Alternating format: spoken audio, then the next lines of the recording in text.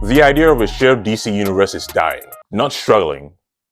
We've been speculating that new owners will come in and restore the Snyderverse. We thought that's the reason Snyder has been posting these images recently. But what if we're looking at this all wrong? What if David Zaslav restores the Snyderverse? Think about it. When was the last time the audience felt like this about DC movies? Whoa! What? What?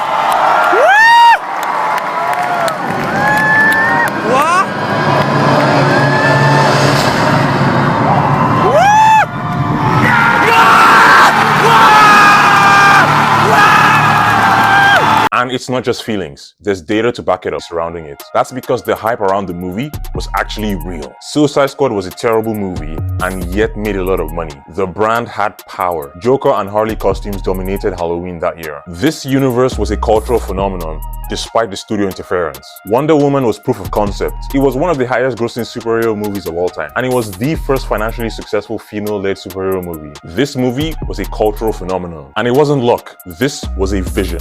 This was a universe for their brand. This is the main reason that David Zaslav would want to restore the Snyderverse. We know he wants to sell Warner Brothers to the highest bidder. He needs the IP to be seen as valuable, and almost everything DC has done outside of the Snyderverse has either underperformed or failed miserably. This course correction. Sure, that played a role, but what really killed the DCU was that WB killed the momentum. They killed the continuity, and continuity is the lifeblood of a franchise or cinematic universe. The way you build a franchise or sequel is to build on past events, raise the stakes, and change the dynamic, carry tone. But more importantly, they made DC movies self-contained instead of connected stories. Shazam, Birds of Prey, Wonder Woman 1984, James Gunn's Suicide Squad, Black Adam, Flash, Blue Beetle, they were all embarrassing flops. The most egregious examples are Black Adam and Shazam. In the comics, these characters are connected. Black Adam is a massive part of Shazam's origin story, but they decided to make separate movies and make them self-contained. The audience rejected this, but it wasn't necessarily because they abandoned Snyder in the DCU. Aquaman was the only movie that acknowledged the events of Justice League. You can't build a universe by pretending your past doesn't exist, and that's exactly what James Gunn's DCU is. Peacemaker Season 2 started off with retconning the Justice League while keeping other elements from the DCEU. So you're seeing the trend again, pretending like certain past events didn't happen. But at least there's connectivity in James Gunn's DCU. But it's too little, too late for that.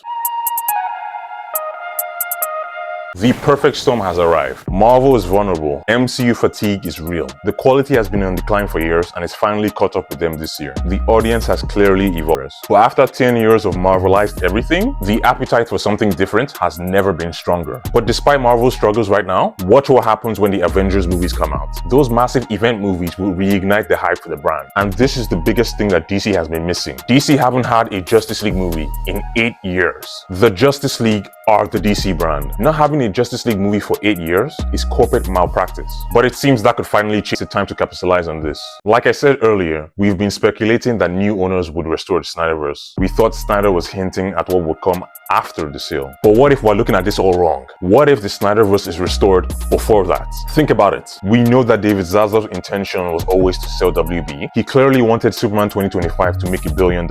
That's why they marketed that movie so heavily. He wanted to show investors that the IP is valuable. Zaslav's asking price for WB is around $30 a share. Paramount doesn't want to pay that high. Their highest offer so far is around $23 a share. And WB has rejected all their offers so far. And it was revealed last night that Paramount would do a hostile takeover of the company if they fail to agree on a price. They would go directly to the shareholders and buy them out. This would mean that David Zaslav will miss out on a massive payout that he's been planning for a while now. WB has to sell this year. But in order for anyone to meet the asking price, WB and DC would need a massive surge of interest and buzz. That is the only way they can justify the asking price. And that is why they needed Superman to be a massive hit. But it failed. And to add insult to injury, Peacemaker Season 2 just shat the bed. And it might be the key to restoring the Snyderverse. The show is officially a catastrophic flop. Nobody's talking about it anymore, and the buzz around the DCU has died down. So if Zaslav needs massive buzz for DC right now, there's one thing he can do. Announce Justice League 2 and 3.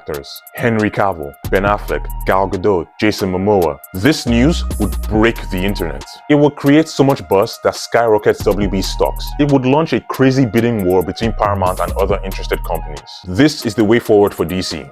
It's their last. The infrastructure exists. The story exists, the audience exists, and more importantly, the powers that be might actually be motivated to do it. So let me know what you think down in the comments. Do you think the Snyderverse will get restored before or after the sale? Post your comments down below. Thanks for watching, and I'll see you next time.